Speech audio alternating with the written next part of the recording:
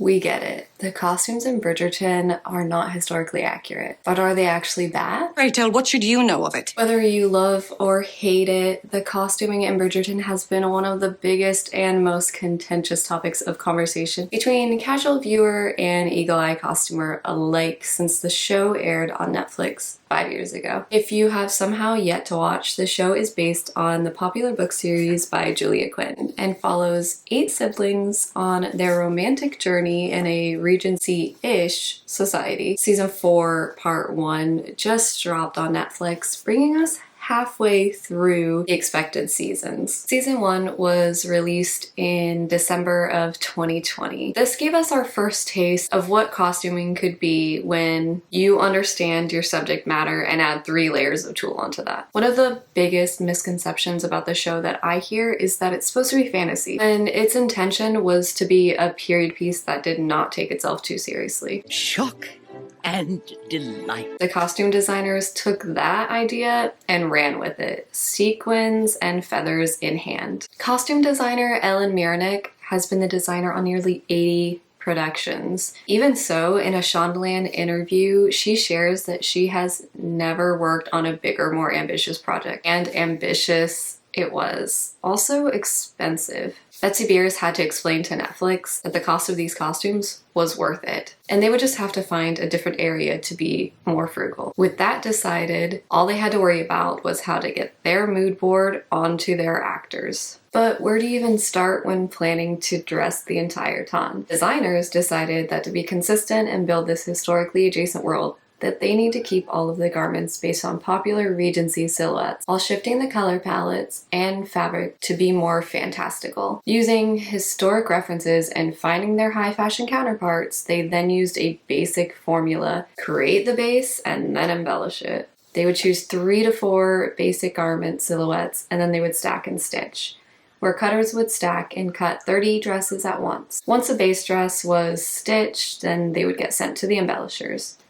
For the women's fashions, they stuck to empire waist gowns, sometimes layering on robes and spencers depending on the characters. For the menswear, they kept it simple with waistcoats and jackets. It took a team of nearly 238 people, from cutters to embroiderers, who assisted to make 7,500 pieces for roughly 5,000 costumes. The main character alone had nearly 104 gowns. That is impressive, even for a main character. I could annoyingly rattle off facts forever, like how Mr. Pearl designed most of the main actors' corsets, or that bonnets were completely banned.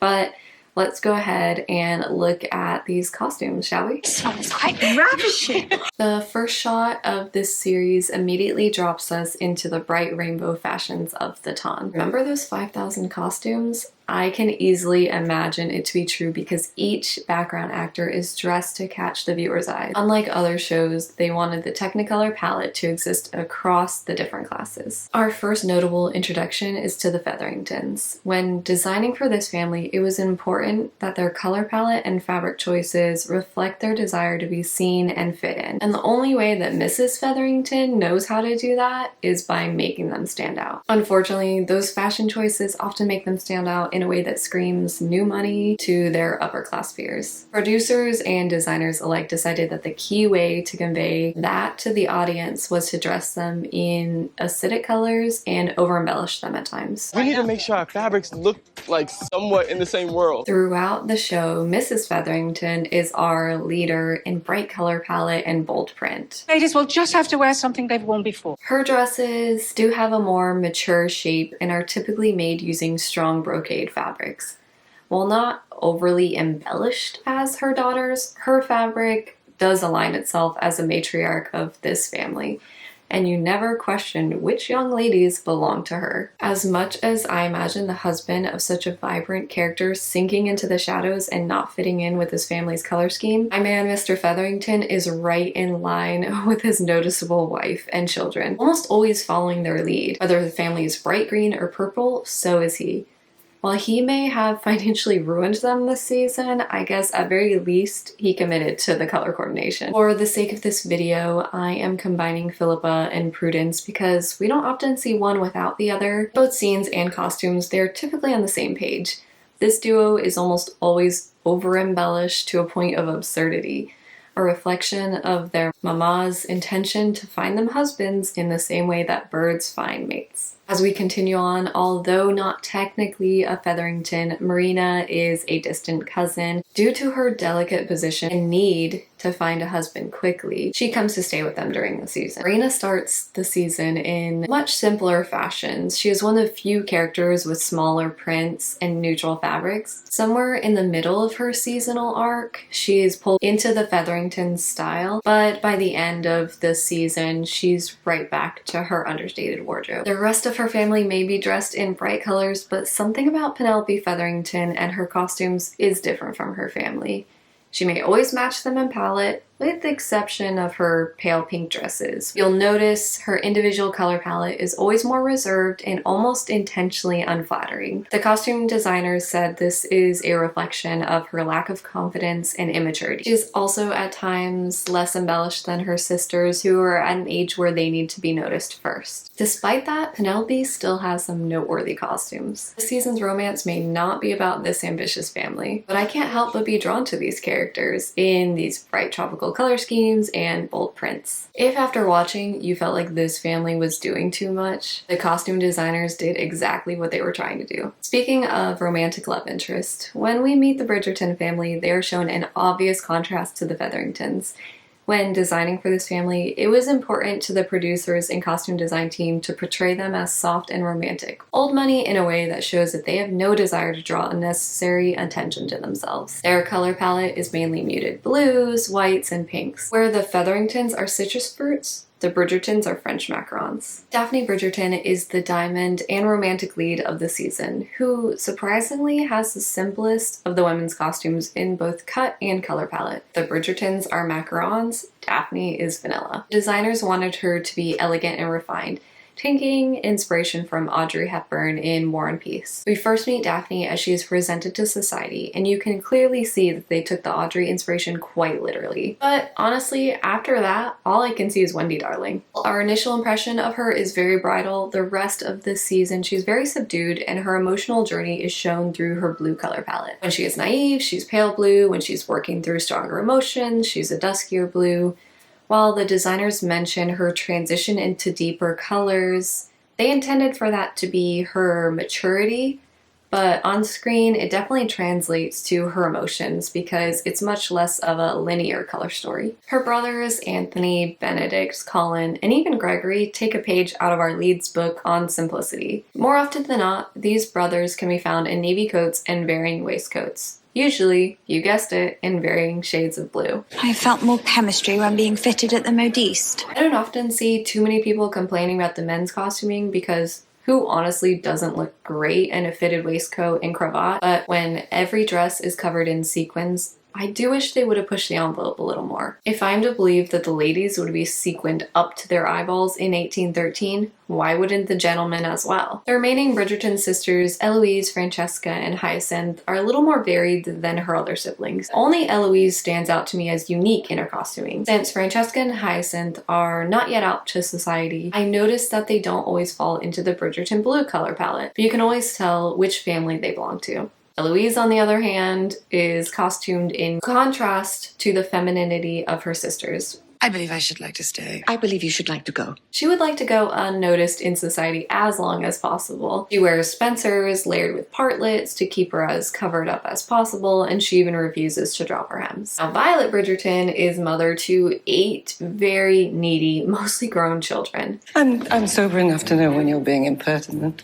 And I swear she always looks so put together. I personally would be exhausted with a brood that large, but she manages it somehow. She leads the family in their Bridgerton blues and is in contrast to Mrs. Featherington, who has a more mature silhouette. Mrs. Bridgerton's dresses are made in the style of the season. I noticed that early on, her and Daphne are often matching, which I kind of love as a parent myself, but it is a little cringe. Not everyone in the Bridgerton world is so lucky to get matching Mommy and Me outfits. Some of our characters instead get matching color palettes with their unofficial godmothers instead. Simon Bassett's childhood trauma is often reflected in his dark color palette. Red and black are most prevalent, while visually very flattering on him, his costumes never stand out to me. His unofficial godmother, Lady Danbury, has an interesting wardrobe compared to most of her peers. Rich in dark reds and oftentimes leaning masculine, the designers intended for her to be seen as a nonconformist. Obviously, I cannot wrap this video up without speaking about Her Majesty,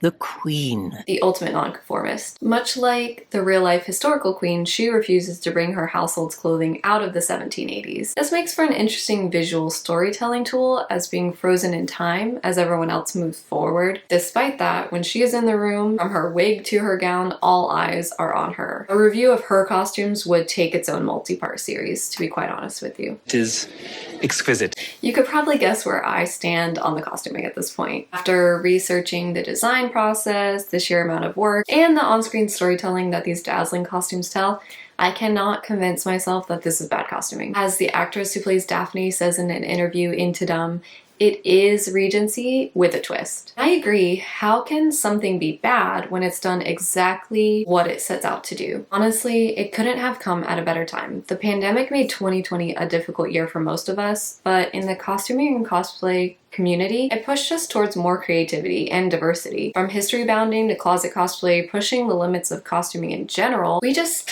have to remember to try to look at things through the lens in which it was created for. Although, did they really have to ban all bonnets? Since we spent so much time talking about the costuming, I'm gonna share some of my favorite costumes from season 1. You'll have to let me know if your favorite is on this list or if I left it off. Well, let us get you dressed. Episode 1 really sets the tone for the season. First, I have to mention the Mommy and Me gowns. Honestly, these costumes are only getting an honorable mention because I want my kids to match with me still, and they don't. Plus, these gowns are just pretty. Also in this episode, Penelope's yellow gown from the ball with the butterfly motif on the bodice.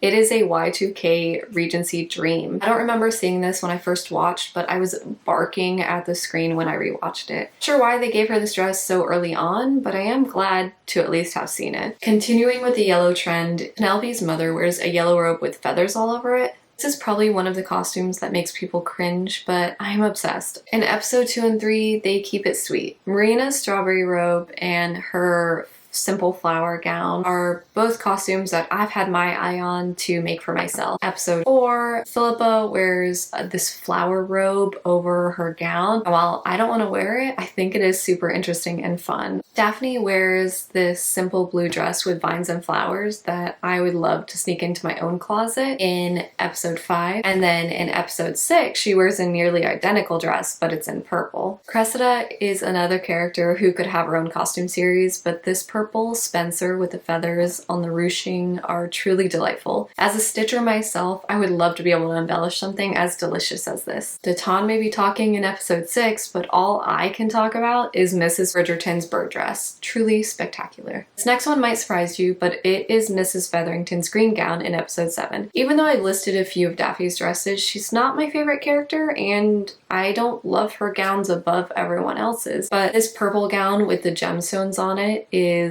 pinned onto my favorites above all else. Philippa is actually one of my favorite characters, and she looks stunning in almost all of the gowns that they put on her with the intention of making her look goofy. She pulls them all off, including this green dress with purple overlay. I think she looks so sweet in it. Those are just a few of my favorites though, and you might notice that I didn't include the menswear or the queen's gowns in this list. I do have favorites of theirs, but like I said before, the queen deserves her own video and the menswear just fell flat for me. Of course, they always looked amazing, but a little embellishment wouldn't have killed them. Anyways, in season 2, we have a new love interest and a new designer. I'm curious to see how the styles in Bridgerton evolve over the years, especially with new folks in charge and a whole new storyline to follow. The Viscount is ready to find and declare his intentions. Thanks so much for watching, and I will see you soon to discuss the next season.